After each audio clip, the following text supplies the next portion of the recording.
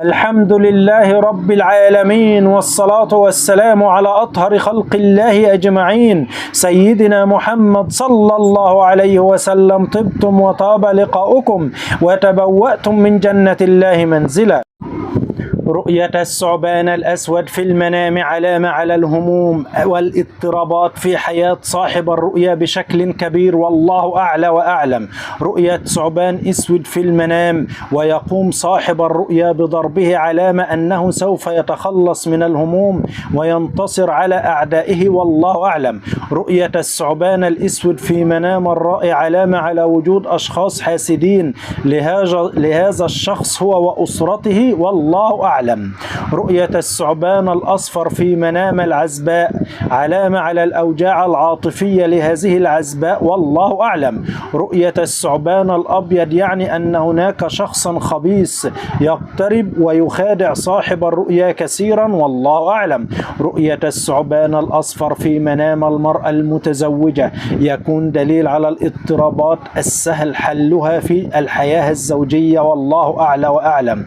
رؤية النائم في منامه أنه يقوم بقتل ثعبان أسود يعني أنه سوف يتخلص من الأحداث الكبيرة التي كانت تشغله في الحياة، والله أعلم.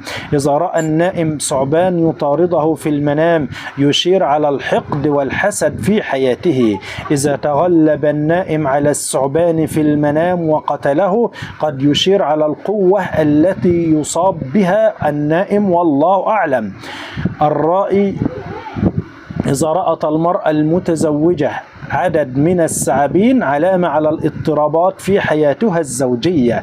إذا رأت المرأة المتزوجة في منامها ثعبان أصفر دل هذا على الأوجاع، وإذا رأت المرأة المتزوجة ثعبان أسود في منامها دل هذا على وجود امرأة تريد خراب حياتها الزوجية. رؤية الثعبان في المنام من الأمور الغير محمودة بشكل عام ويدل على الأوجاع والآلام، ويجب على صاحب الرؤيا أن يتحلى بالصبر. من الرؤيا الغير سارة رؤية ثعبان أصفر في منام العزباء يدل على الأوجاع والعلاقات العاطفية الغير جيدة المشبوهة، والله أعلم. إذا رأت الفتاة العزباء في منامها ثعبان أسود دل هذا على تخليها من مشكلة بيد الله، حلها بيد الله، والله أعلم. إذا رأى النائم ثعبان يطارده فهذا قد يشير على الحقد، وإذا استطاع الرائي التغلب عليه فيشير هذا على القوة. إذا رأى النائم ثعبان يقرصه رؤيا غير محمودة ولكنها تختلف من حالة لأخرى حسب مزاج الرائي، والله أعلم. إذا رأى النائم ثعابين صغيرة في المنام يشير على وجود أعداء يبغضون الرائي ولكنهم أعداء ضعفاء وغير أقوياء.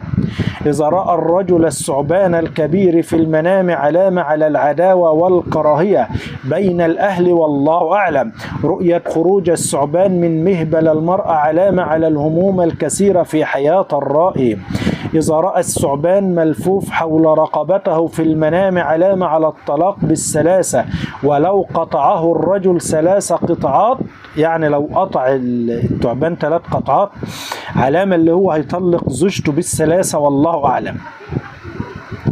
يدل حلم على الأوجاع والاضطرابات الزوجية يجب التقرب بعدها إلى الله. رؤية الثعبان الأصفر في منام المرأة المتزوجة علامة أنه يمكن التغلب على الأعداء والتخلص منهم.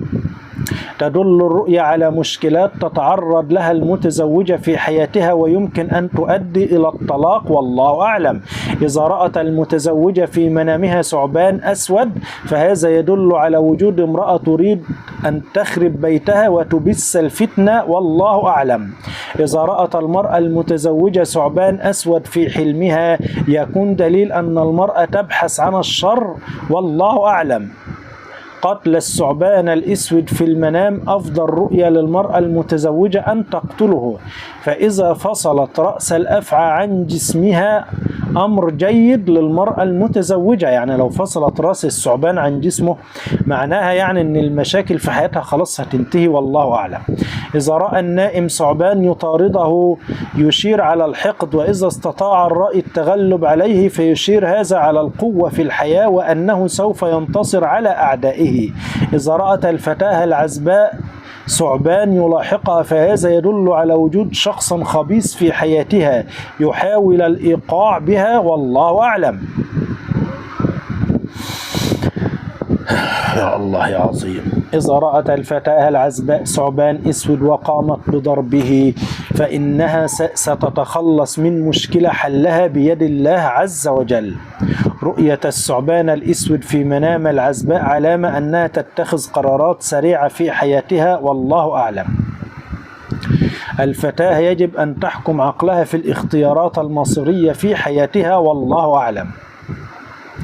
إذا رأى النائم ثعبان يقرصها رؤيا محمودة، ولكنها تختلف من حالة لأخرى حسب مزاج ووضع الرأي في الحياة الدنيا.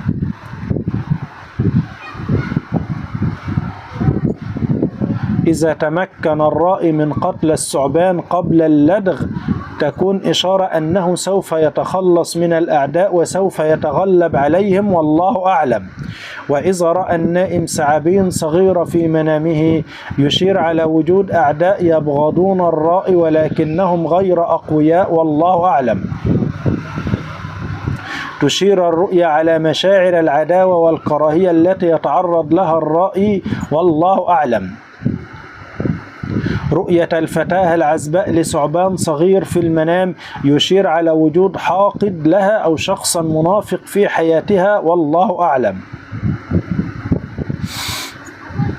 كما يمكن يدل الثعبان الصغير إلى الطفل الرضيع في حياة الرائي، والله أعلم.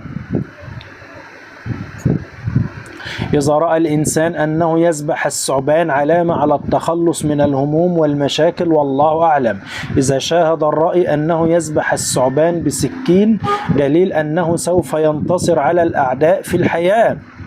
تدل هذه الرؤية على تمكين الرأي من هزيمة أهوائه وترك معاصي كان يفعلها، والله أعلم.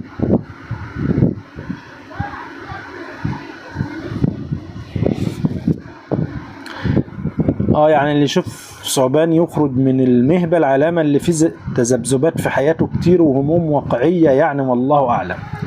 وإذا رأت الفتاة العزباء خروج ثعبان من مهبلها فهذا يشير على وجود خلافات بينها وبين أسرتها، والله أعلم. كما الرؤية يعني بتدل برضو اللي حياتها فيها مشاكل وكلام من ده كتير، والله أعلم. ولو الرجل شاف الثعبان ملفوف يعني حوالين رقبته وقطعه 3 دي دليل هو ايه؟ هيطلق زوجته 3 طلقات ورا بعض. على فكرة اللي يقول لزوجته انت طالق بال3 تحسب طلقة واحدة، يعني مفيش حاجة في الإسلام اسمها انت طالق بال3، هو الطلاق مرة واحدة، يعني المرة بمرتها. لو قال لي انت طالق بال3 انت طالق بال10 هي طلقة واحدة، والله أعلم. رؤية الشخص حية تلتف حول عنقه وقام بقطعها فإنه سينتصر على أعدائه، والله أعلم. دائما اللي بيشوف حية أو تعبان يقتلهم أو يقطعهم دي علامة اللي هو إيه؟ هينتصر على أعدائه في الواقع، والله أعلى وأعلم. كذلك لو المرأة المطلقة رأت الثعبان في المنام علامة اللي كان فيه مشاكل في حياتها السابقة، وإن شاء الله لو قتلت بقى المطلقة الثعبان علامة اللي هي تتزوج بإذن الله رجل خير من الذي سبق، مش هيعمل لها يعني مشاكل، والله أعلى وأعلم. والثعبان دايما في المنام هو رمز للغدر والخيانة في الحياة، وعشان الواحد يخلص من الغدر والخيانة دي يعني حد متربص بيه عاوز يخونه ويغدر بيه اللي هو يقتل الثعبان أو يفصل راسه عن جسده، يبقى كده إيه؟ المشاكل انتهت من الحياة، والله أعلم. وكذلك أقول لي شوف الثعبان ملفوف حوالين جسمه وقطعه نصفين علامة اللي هو إيه؟ سوف ينتصر على أعدائه في الواقع، والله أعلى وأعلم.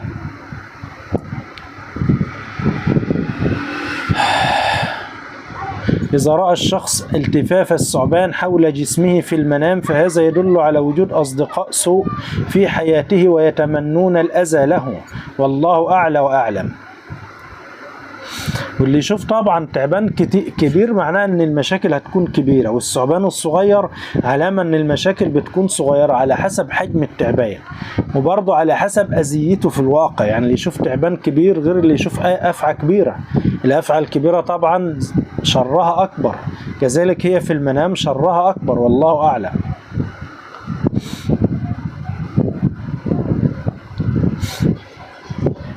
يا الله يا عظيم، سبحان الله العظيم وبحمده، سبحان الله العظيم وبحمده، سبحان الله العظيم وبحمده، سبحان الله العظيم وبحمده. وكذلك المرأة الحامل اللي تشوف تعبان يعني بيدل على المشاكل في الحمل، والله أعلى وأعلم. وكذلك بيدل على إنجاب مولود ذكر. وكذلك الحامل لو شافت تعبان اسود اثناء الحمل يعني ايه؟ معناه يحصل لها مشاكل في هذا الحمل، والله اعلى واعلم. الثعبان الاخضر معناه يعني ان المشاكل هتتحل، والله اعلى واعلم. التعبان الاسود في البيت علامة على مشاكل وكراهية وحقد في هذا البيت، والله اعلى واعلم.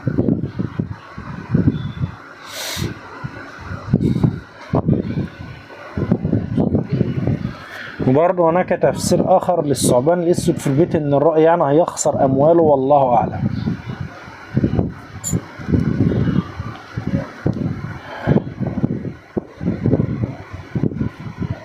هو سبحان الله يعني التعابين كلها مشاكل، والثعابين الصغيرة معناها يعني إيه؟ إن المشاكل هتكون صغيرة في الحياة مش كبيرة، والله أعلى وأعلم.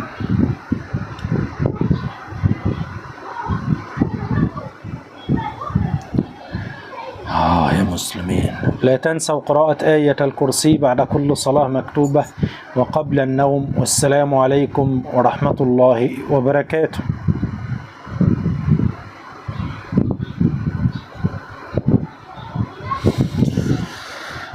سبحان الله العظيم وبحمده، سبحان الله وبحمده، سبحان الله وبحمده، سبحان الله وبحمده.